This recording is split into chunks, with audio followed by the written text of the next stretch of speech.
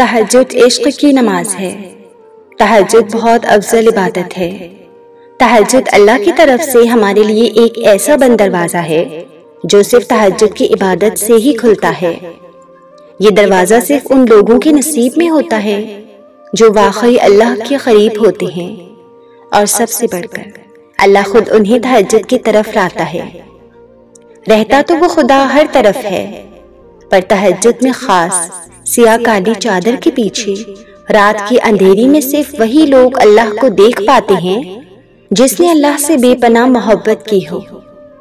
اس وقت اللہ اور آپ کے درمیان ہونے والی گفتگو، آنسوؤں سے بری ہچکیاں، دل میں کی گئی باتوں کی آوازیں صرف اللہ کے سوا اور کوئی نہیں سن پاتا۔ اس وقت تہجد کے سجدے سے نہ تو سر اٹھانے کا دل کرتا ہے اور نہ ہی آسمان سے نظر ہٹانے کا۔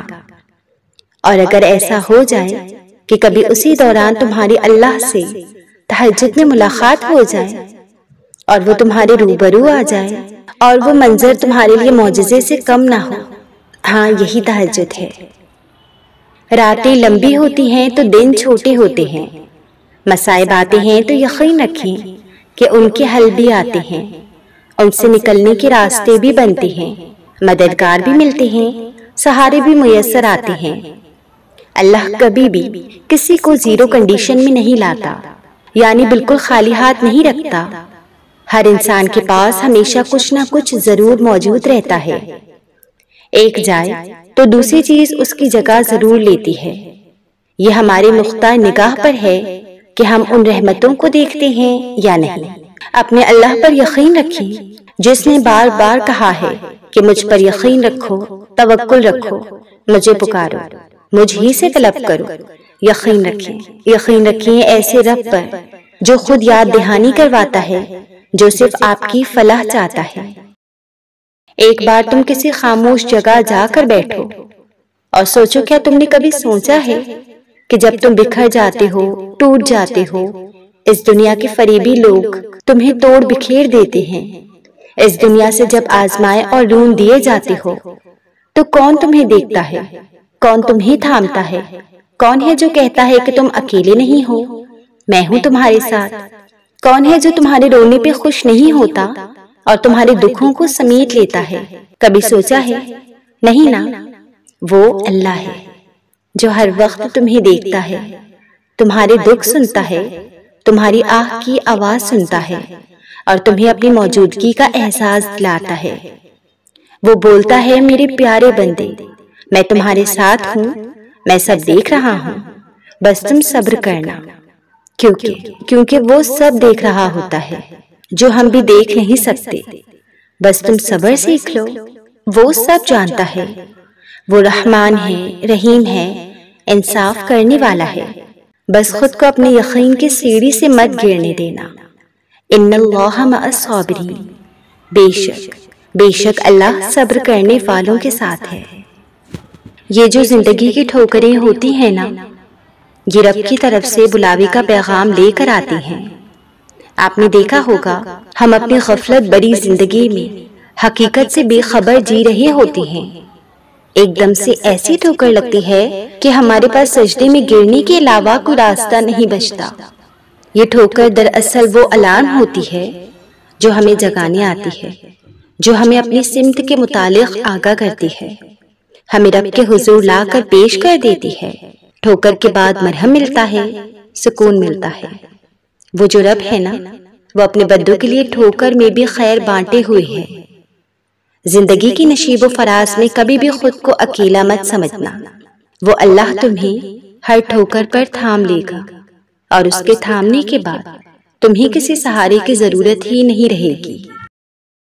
دعا مانگے، بے شک دعا مانگے۔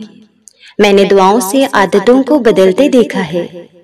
جو عادتیں آپ سے چھوٹ نہیں رہی، جو عادتیں آپ اپنا نہیں پا رہے، آپ کے اندر صبر نہیں، برداشت نہیں، حوصلے بلند نہیں، ہمت کمزور ہے، غصہ جلدی آتا ہے، بہت حساس ہیں، کسی کا سن نہیں سکتے، یا اپنے آپ کو بدلنا چاہتے ہیں، تو دعائیں مانگیں، مگر ساتھ ساتھ کوشش بھی کریں اس چیز کو حاصل کرنے کی۔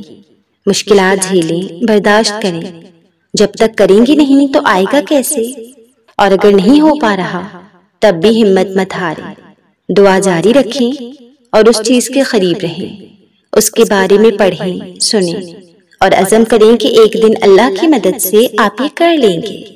ہاں، اللہ ہی انسان کو اتنی ہمت دیتے ہیں کہ جب وہ مانگے، اس لیے مانگے اور بہت مانگے، سب ٹھیک ہو جائے گا انشاءاللہ۔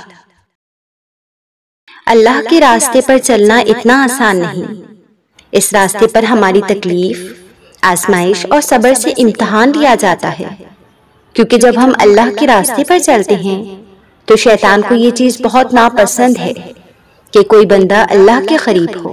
وہ ہمیں طرح طرح کے وسوسوں اور خیالات دلا کر اس راستے سے بھٹکانا چاہتا ہے، لیکن جو لوگ اللہ پر کامل یقین اور بھروسہ رکھتے ہیں وہ شیطان کے ہتھ کنڈوں میں نہیں آتے اور نہ وہ مایوس ہوتے ہیں۔ وہ جانتے ہیں اللہ اگر دینے میں دیر کر رہا ہے تو اسی میں بہتری ہوگی۔ مشکلیں حل ہو جایا کرتی ہیں، راستے نکل آتے ہیں، بس یقین کامل ہونا چاہیے اللہ کی ذات پر۔ جب حکم عرش سے سنایا جاتا ہے تو فرش والے لاکھ چاہیں کچھ نہیں کر سکتے۔ جو تمہارے دل میں کسی چیز کا خیال ڈالتا ہے دعا کی تدبیر بھی وہی دیتا ہے، پھر تمہیں یقین کی انتہا پر لاتا ہے اور تمہیں کامل پا کر وہ کن کے معجزات بھی دکھاتا ہے۔ تمہاری تڑپ، تمہارے آنسو جب اس کو پسند آتے ہیں تو ان میں اور شدت پیدا کرتا ہے، اور اسی شدت پر تمہاری آزمائش ہوتی ہے۔ جب وہ تمہیں تنہائی میں سننا چاہتا ہے تو تمہارے دل میں ترتیب ڈالتا ہے اور تمہیں فرشتوں سے تہجد کے لیے جگواتا ہے۔ وہ ملاقات کی گھڑیاں کسی کسی کے لیے ہی تو منتخب کرتا ہے۔ اس سے پسند آتی ہیں تمہاری رات کے تیسرے پہر کی ساری ضدیں۔ وہ بہت پیار سے سنتا ہے، جس طرح تم اس سے بات کرنے کے لیے رات کا انتظار کرتے ہو، اسی طرح وہ بھی تمہاری باتوں کا منتظر رہتا ہے اور تمہاری قبولیت کے وقت کو بڑھا کر تم سے مل کر خوش ہوتا ہے۔ وہ تمہیں خود تک لانے کے لیے نہ جانے کتنے بہانے بناتا ہے۔ کون ہے اللہ؟ وہ جو بس تمہاری نیکیوں اور گناہوں کا حساب رکھتا ہے، وہ جو بس نیکیوں کا رب ہے؟ نہیں، اللہ تو رحمان ہے، اللہ تو رحیم ہے۔ اللہ تمہاری کیفیات سے واقف ہے، وہ دیکھ رہا ہے، وہ جانتا بھی ہے کہ تم کتنی مشکل سے صبر کر رہے ہو، تم کس طرح اپنے نفس سے لڑ رہے ہو۔ وہ جانتا ہے تمہارے کمزور لمحات کو بھی، وہ جانتا ہے تمہارا بے چین ہونا، تمہارے دل کا اداس ہونا بھی اس سے چھپا ہوا نہیں ہے۔ جو تم چھوٹی چھوٹی نیکیاں کرتے ہو، جو تم اپنی ذات سے پہلے اس کی مخلوق کا خیال کرتے ہو، وہ کیا یہ سب نہیں جانتا؟ تو جب وہ سب جانتا ہے تو وہ کیسے تم سے ایک گناہ پر منہ موڑ لے گا؟ وہ تو انتظار کر رہا ہے تمہاری ایک پکار کا، تو پلٹ جاؤ اس کی طرف، دیر نہیں ہوئی ابھی۔ وہ دعائیں سن لے گا، وہ معاف بھی کر دے گا، کیونکہ وہ کہتا ہے کہ میری رحمت سے نا امید نہ ہونا۔ انسان خود اپنے لیے بہترین چاہتا ہے تو انسان کو بنانے والا بدترین کیسے چاہ سکتا ہے؟ حالات و واقعات سے اپنی قسمت کو جج کرنا درست نہیں ہے۔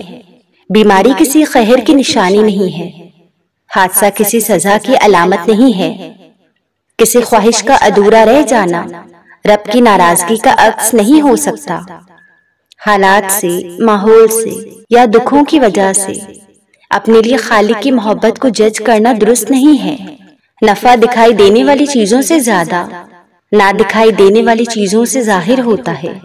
یونیورسٹی میں ڈگری ملتی ہے، ہاتھ میں پکڑتے ہیں، لیکن اللہ کی طرف سے مقام ملتا ہے جو پیشانی پر روشن ہوتا ہے، جس کی شہرت فرشتوں میں ہوتی ہے، جس سے فضل عطا ہوتی ہے۔ میں اپنے نفس سے بہت مطمئن ہوں، کیونکہ میں اپنی باتوں سے دوسروں کا دل نہیں دکھاتی۔ مجھے دوسروں کی خوشیاں دیکھ کر رنج نہیں ہوتا، مجھے لوگوں کے پاس دولت دیکھ کر لالچ نہیں ہوتی، میں کسی کی قسمت پر رشک نہیں کرتی۔ میں اپنی زندگی اور قسمت سے بہت خوش ہوں اور شکر کرتی ہوں اپنے رب کا۔